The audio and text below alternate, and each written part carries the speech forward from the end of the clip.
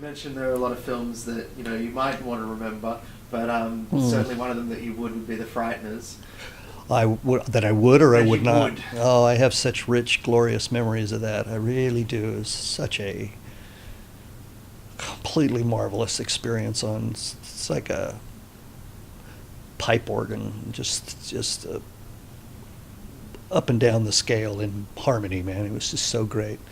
Personally, creatively, collaboratively, spiritually, traveling, seeing New Zealand. It's just working with the great Peter Jackson. Wow. I just cherish it. It was so great.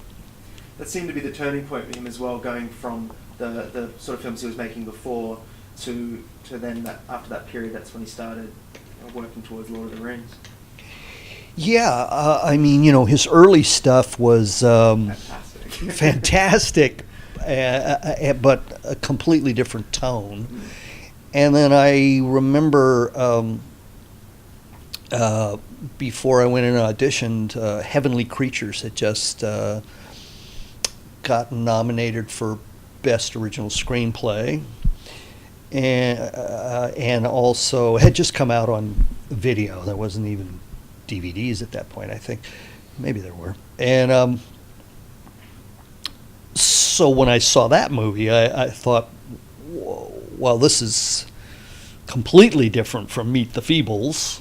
This is another level here. And so I was just completely excited to even have the opportunity to meet Peter. And then to get the job was absolutely beyond my wildest dreams. And you're right. The sad thing about it, but ultimately Peter was victorious about this. While we were shooting Frighteners, the studio, Universal, came to Peter and said, we know that, because he'd made it clear to them that he was a huge King Kong fan. And they own the rights to King Kong. And so they made a deal with him to make King Kong during the filming of that movie.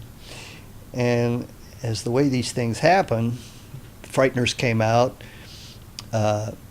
didn't do as well as they would have hoped. And I would put it to you, that's not Peter's fault. That might be something they should look in the mirror about how they promoted it. And then when it didn't do well, they withdrew the deal. So for a while there, Peter was sort of wondering what he was going to do next. And, of course, we know a few years later, Lord of the Rings exploded. And then guess what?